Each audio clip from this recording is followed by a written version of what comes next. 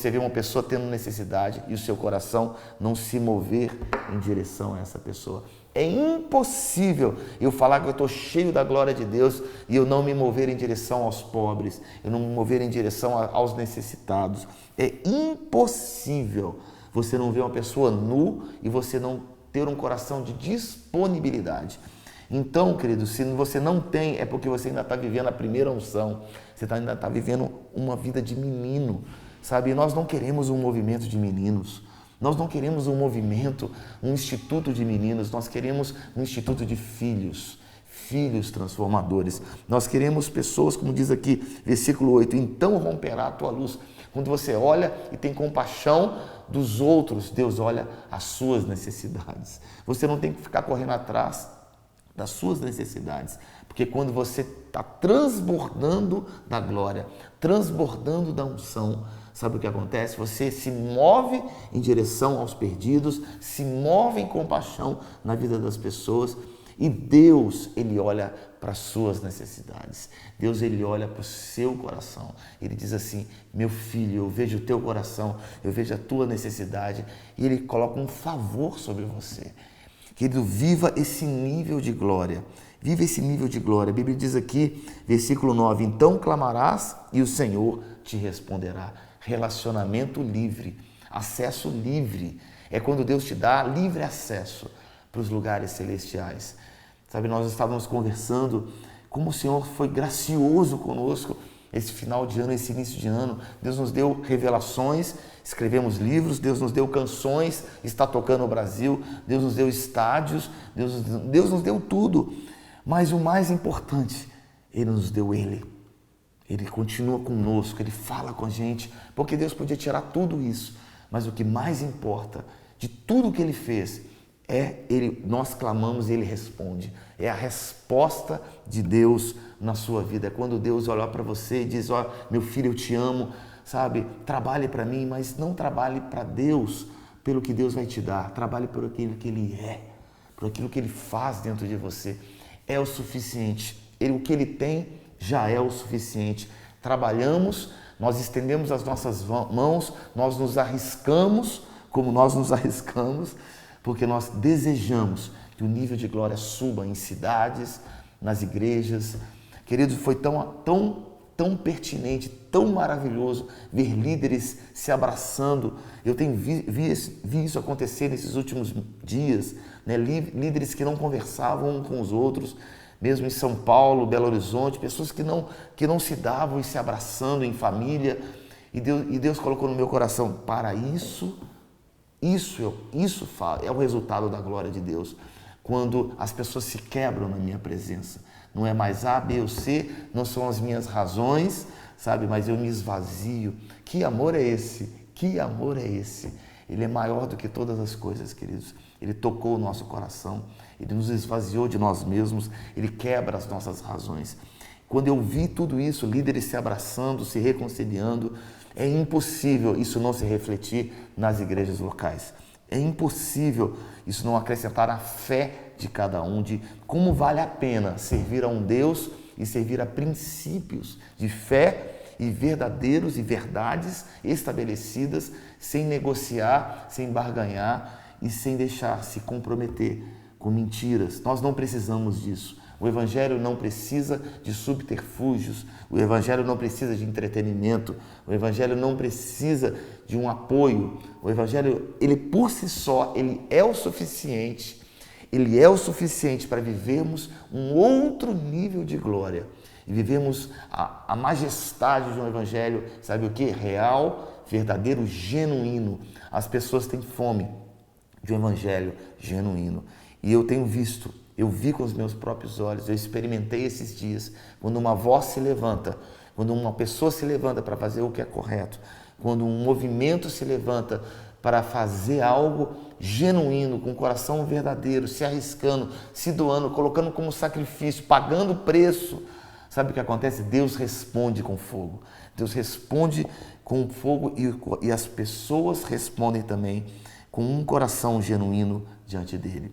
Eu quero terminar aqui em Isaías capítulo 61, que diz assim: o Espírito do Senhor Jeová está sobre mim, e ele me ungiu para pregar as boas novas essa unção que é derramada sobre as nossas vidas, essa unção que foi derramada durante esses dias e durante esse instituto, durante esse ano todo, ele só existe com um propósito, para que você seja um agente transformador e para que você leve essas boas novas.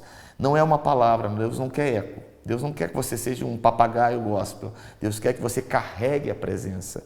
Tá? E enviou-me para restaurar os contritos de coração. Deus colocou um encargo em nossos corações, de nós vivemos um evangelho genuíno. Deus colocou um peso em nossos corações, de nós não nos comprometermos com um evangelho de segunda linha, sabe? Tentando colocar coisas, tentando acelerar e tentando promover coisas que não foram Deus que promoveu, não foi Deus que promoveu. Mas Deus nos chamou para proclamarmos a abertura de prisão aos presos.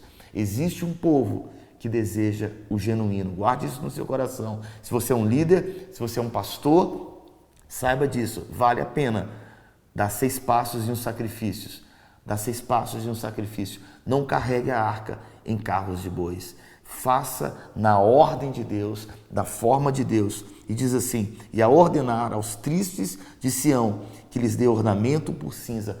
Nós estamos agora, depois que tudo passou, vivendo um tempo de muito gozo, de muita alegria, porque o sacrifício existe, mas o tempo da alegria, o tempo do óleo, o tempo da satisfação em ver a obra do Senhor sendo feita de uma forma real, isso é verdadeiro, isso é gratificante, meu querido.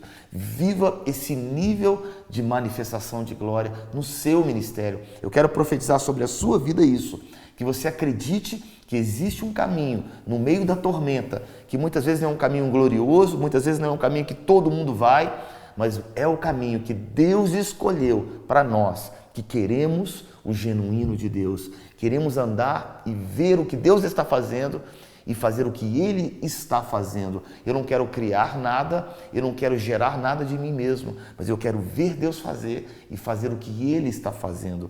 Sabe, não foi uma boa ideia o Mineirinho. Eu fugi muito tempo, eu fugi de muita coisa, mas eu ouvi a voz de Deus, ouvimos a voz de Deus e repetimos e executamos um sonho e um projeto de Deus. Assim também seja no seu ministério. Versículo 4 diz: edificarão os lugares antigamente assolados, restaurarão os de antes destruídos, renovarão as cidades assoladas, destruídas de geração em geração. Foi o que aconteceu. Nós somos em lugares tenebrosos, no momento de uma catástrofe em uma cidade. Deus levanta um clamor e um refrigério. Eu recebi mensagens de pastores agradecendo assim, olha, no momento de caos em Belo Horizonte, um refrigério do Espírito para todas as igrejas. Foi algo lindo, lindo, lindo. Isso serve somente de exemplo que vale a pena obedecer a Deus. E para nós terminarmos, diz aqui: mas vós sereis chamados sacerdotes do Senhor e vos chamarão ministros do vosso Deus. Comereis as riquezas das nações e na sua glória vos gloriareis. Eu vou repetir para finalizar essa aula. Mas vós sereis chamados. Sabe, não se importe com o que as pessoas estão fazendo errado. Faça você o que é certo. Tantas pessoas levantam altares que não são de Deus. Não se preocupe, não seja um crítico. Vivemos um tempo de pessoas criticando a outras, criticando a obra do outro. Sabe, não perca seu tempo, querido, com essas coisas. Levante altares que vão glorificar a Deus, que o próprio Deus vai respaldar você.